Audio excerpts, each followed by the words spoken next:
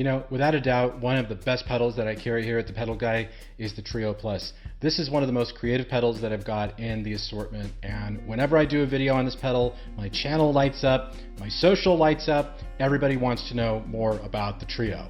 But with that come a lot of questions about troubleshooting issues, and so I thought it might be a good idea to do a quick start video to address some of those. I hope you'll stick around and check it out, and you definitely want to stay tuned to the end because I've got a bonus tip for you. Let's get to it. The first thing I'm going to do is show you how to do a hard reset on the Trio Plus. When all else fails and you can't quite figure out what the problem is with the Trio, this typically will fix most problems. In order to reset the unit, what you need to do is you need to hold down the guitar effects button and the alt button at the same time while plugging in the power supply. And once it starts powering up, you can see that the style LEDs are lighting up. You can release the buttons, and in just a couple of seconds it'll power up, and effectively the unit has been reset. If you want to, you can also unplug it again at this point and just replug it back in. Also note that any reset you do to the Trio Plus is not going to affect any songs that are on the card of the Trio Plus. Those are safe, so you've got nothing to worry about there. The next thing I'm going to cover is signal flow. This is a question that's asked often, and it's one of those things that once you get it under your thumbs, you will get it, I promise. Let me show you what I'm talking about. The first thing I'm going to advise here is to make sure that when you plug into the Trio Plus, this guitar input right here, you want this input to be as clean as possible, because this is the input that's going to teach the parts to the Trio Plus. Now, when you want to start using effects, you use the effects send and return up here at the top. And I've already done a video on this, and I will leave a link in the video description so you can watch it for yourself. The next thing I want to cover here very briefly are the outputs of the Trio Plus. Now, as you know, if you've watched any of my videos, that the Trio Plus has a mixer output, an amp output, and a headphone output on the back. Now, we're not going to talk about the headphone output here. I want to concentrate mainly on the mixer and the amp outputs. Now, there are no rules here. You can basically make it work any way you want to, but let me explain how it all works very briefly for you.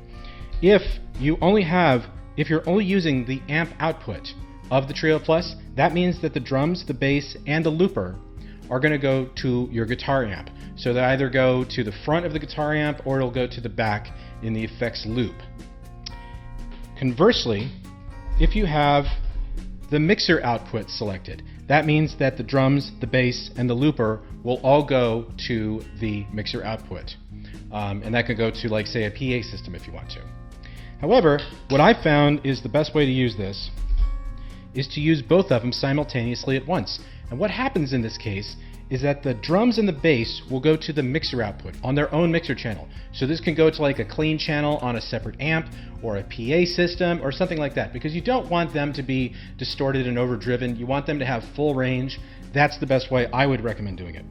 And with the guitar output, the amp output, the looper will be going to the amp output, and anything you're playing through the Trio Plus as far as guitar goes will go through that output. And now we're finally going to start talking about how to teach parts properly. I get questions about this so very often, and I just want to clarify a couple of very important points when you use the Trio Plus to create parts. Okay, so here's the thing. When you're trying to teach the Trio Plus apart, just keep one thing in mind. So repeat with me, keep it simple. Okay, what I mean by that is don't try to teach it chords like...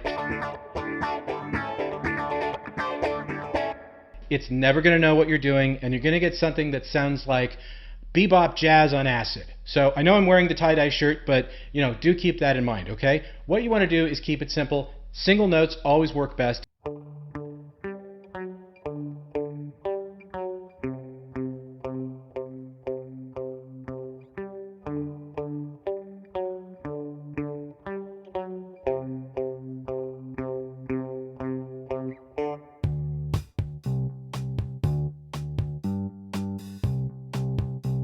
Okay, so that's pretty much what I wanted it to do.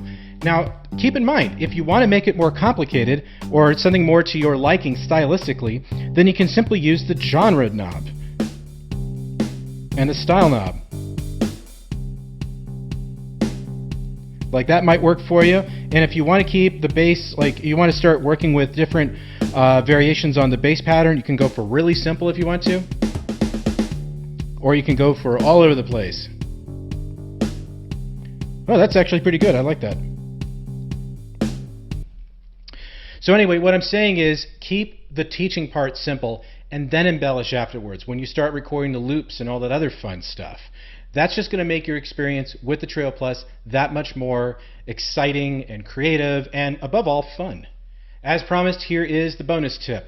Let's say you're teaching the Trio Plus apart and you already know the genre and the style or song that you want to apply to that part. You can actually tell the Trio Plus ahead of time to do that. Let me show you what I mean. When you first start teaching parts to the Trio Plus, the genre is set to blues by default, and it's set to kind of a generic style to apply to it. But let's say you knew that you wanted to use rock as your genre, and you wanted to use specifically style 4 as the style you want applied to the part you're creating. Well, by selecting these ahead of time before you start teaching parts, it'll automatically apply that as you go, and it just kind of speeds up the whole process. So what I mean by that is I can just play that line again.